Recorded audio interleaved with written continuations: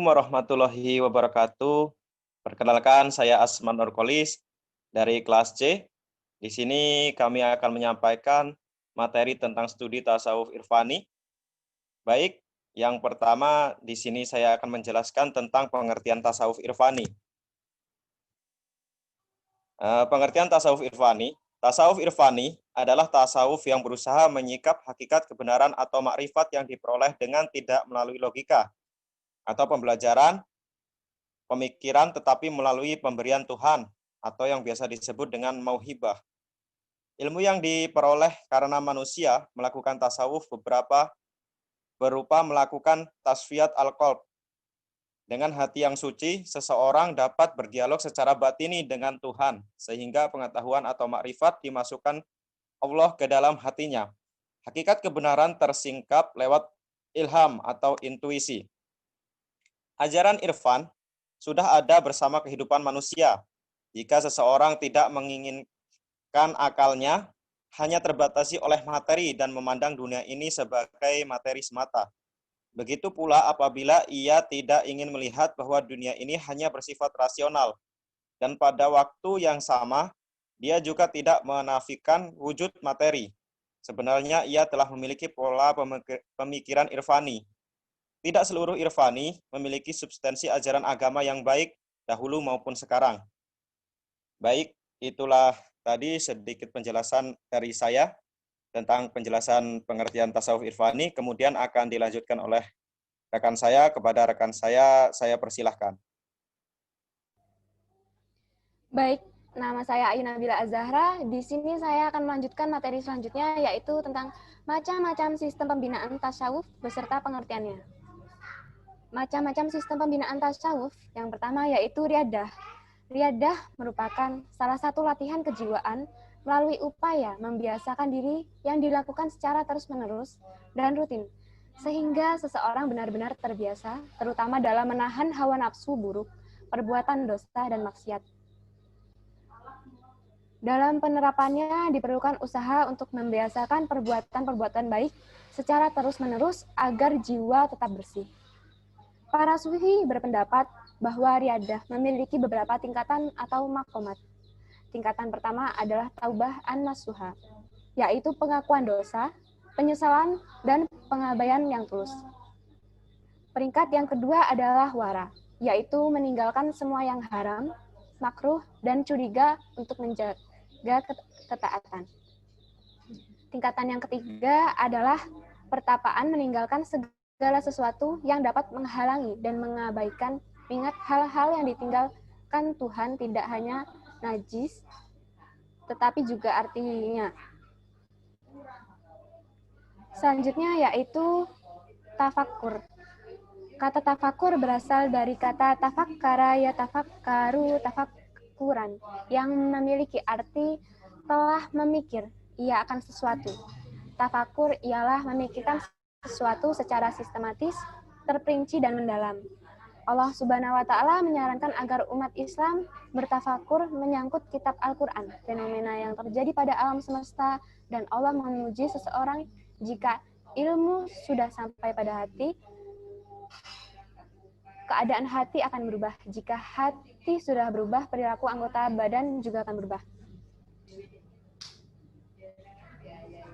Tafakur menurut Malik Badri terdiri dari beberapa aspek. Yang pertama yaitu tafakur melalui zikir. Zikir ialah mensucikan serta mengagungkan nama Allah dan menjaga dalam ingatan. Zikir merupakan ibadah hati dan lisan yang tidak ada batasan waktunya. Ulil albab adalah mereka orang-orang yang selalu menyebut nama Allah Subhanahu wa Ta'ala dalam keadaan apapun. Kedua, tafakur melalui bersyukur. Syukur ialah perbuatan baik atau tanggapan baik atas apa yang telah diterimanya atau yang diberikan untuknya. Menurut istilah ulama fikih, syukur merupakan pengakuan terhadap yang diberikan oleh Allah Subhanahu wa Ta'ala dengan disertai ketundukan kepadanya dan memperagungkan nikmat tersebut sesuai dengan kehendak Allah Subhanahu wa Ta'ala. Ketiga, tafakur melalui akhlakul karimah. Akhlak merupakan budi pekerti, tingkah laku, perangai baik buruk yang tertanam dalam jiwa seseorang. Pembiasaan dengan akhlakul karimah seperti bertutur kata yang halus, rendah hati, dan tidak sombong, serta menghormati yang lebih tua dan menyayangi yang lebih muda. Yang selanjutnya yaitu tafakur melalui aktivitas ibadah kepada Allah, karena melaksanakan ajaran agama merupakan ibadah. Adapun hikmah dalam tafakur ialah meningkatkan keimanan kita dalam beribadah, meningkatkan kecerdasan sebagai dasar pembelajaran, dan mempertimbangkan kepekaan sosial. Yang selanjutnya yaitu macam-macam sistem pembinaan tasawuf. Ta'ziyat an-nafs. Ta'ziyat an-nafs terdiri dari dua kata. Yang pertama yaitu ta'ziyat, berasal dari bahasa Arab, yakni isim masdar dari kata zakka yang memiliki arti penyucian. Sedangkan an-nafs memiliki arti jiwa. Sehingganya dapat diambil kesimpulan bahwa ta'ziyat an-nafs memiliki arti penyucian jiwa.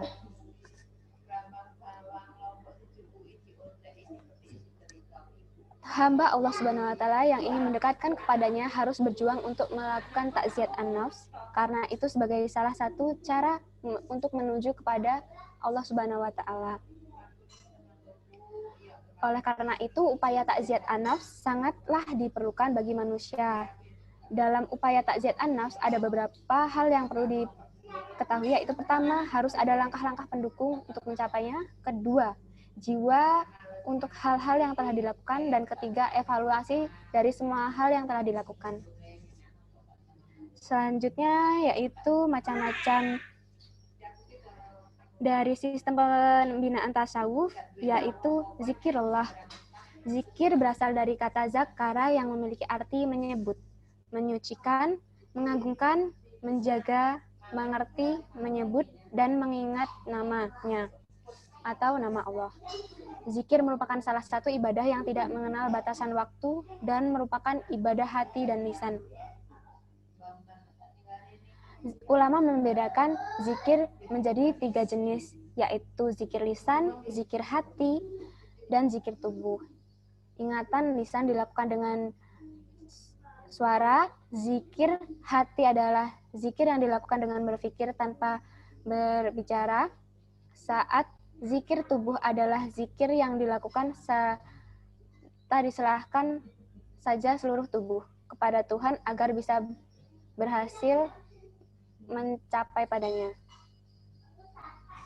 Untuk materi selanjutnya yaitu akan dilanjutkan kepada teman saya. Waktu dan tempat dipersilahkan.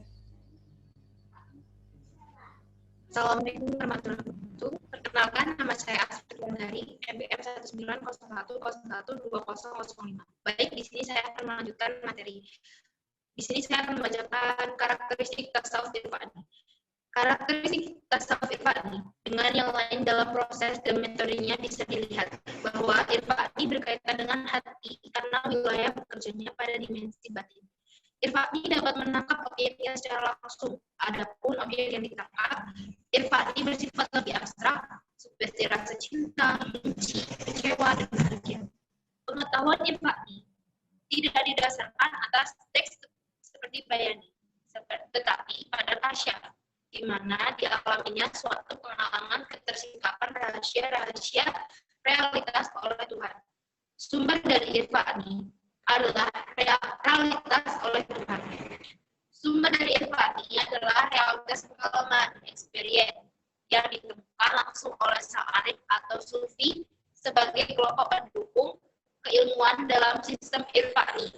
Karena itu, pengetahuan irfani tidak diperoleh berdasarkan analisis teks dan pembuktian empiris, tapi dengan olah ruhani, di mana dengan kesucian hati diharapkan Tuhan akan melimpahkan pengetahuan langsung kepadanya. Pengetahuan tentang irfani tidak didasarkan pada teks seperti bayani, tetapi pada kasyaf, di mana orang mengalami pengalaman tentang Tuhan yang mengungkap rahasia kebenaran. Sumber nalar irfani adalah keaslian pengalaman experience yang ditemukan langsung oleh arif atau sofi sebagai kelompok pendukung ilmiah dalam sistem penalaran ini. Oleh karena itu, ilmu irfani tidak didasarkan pada analisis teks dan pengalaman. Buktinya, tidak akan melalui latihan mental. Di sana, saya memiliki berharap Tuhan akan memberinya pengetahuan langsung. Dalam pengertian lain, secara prosedur dan cara perbedaan antara penalaran irfani dengan penalaran lainnya dapat dilihat. Penalaran irfani berkaitan dengan hati kaum, karena wilayah kerjanya berada pada dimensi psikologis. Alasan irfani bisa langsung menggenggam objeknya. Adapun objek yang ditangkap penyebabnya, irfani lebih abstrak seperti cinta, benci, kecewa, dan bahagia. Sekian dari saya. Saya teruskan kepada rekan saya.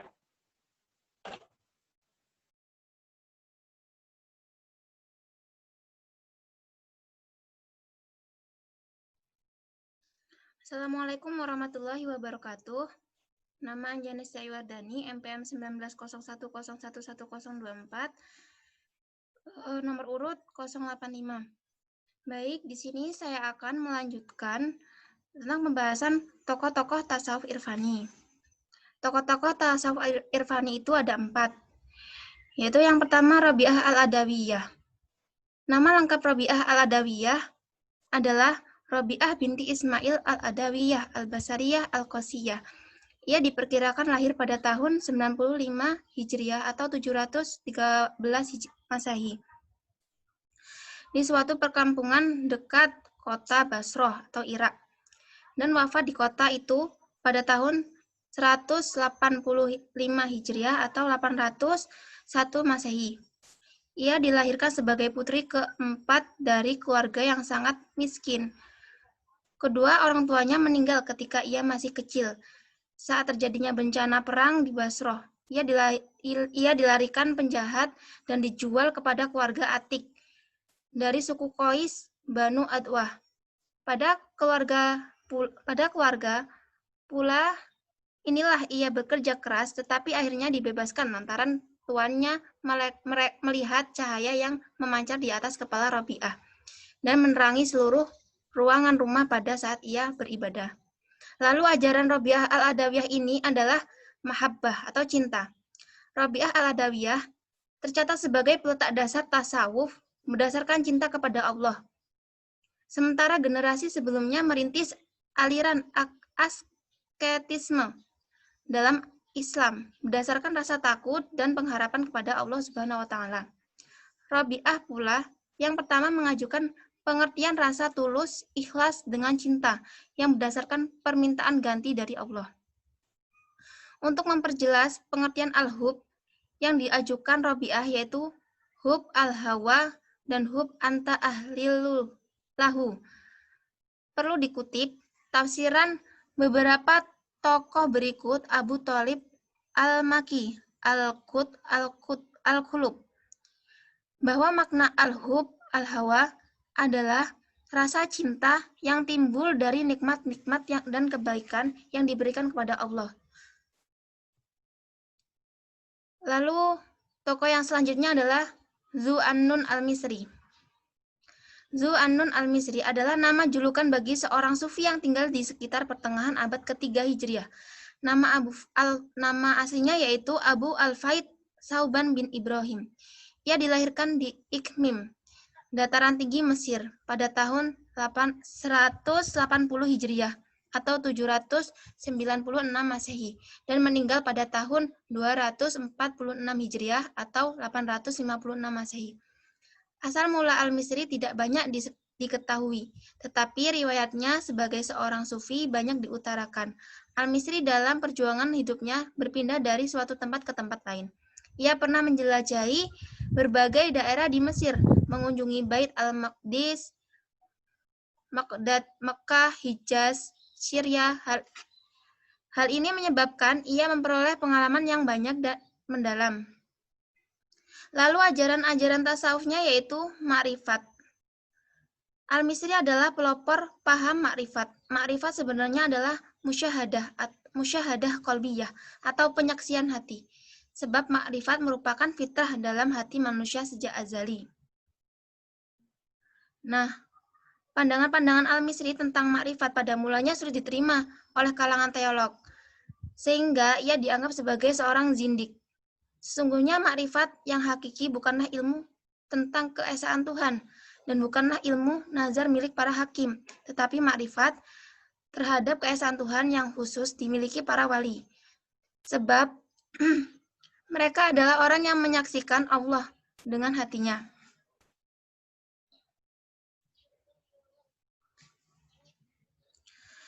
Lalu makrifat yang sebenarnya adalah bahwa Allah menyinari hatimu dengan cahaya makrifat seperti matahari yang tak dapat dilihat kecuali dengan cahaya. Lalu adapun ajaran yang kedua yaitu makomat dan ahwal. Pandangan misi tentang makomat dikemukakan pada beberapa hal, yaitu orang yang bertobat dari dosa dan keburukannya, orang yang bertobat dari kelalaian dan kealfaan mengingat Tuhan, dan orang yang bertaubat karena memandang kebaikan dan ketaatannya. Lalu kemudian tokoh yang ketiga yaitu Abu Yazid Al-Bustami. Nama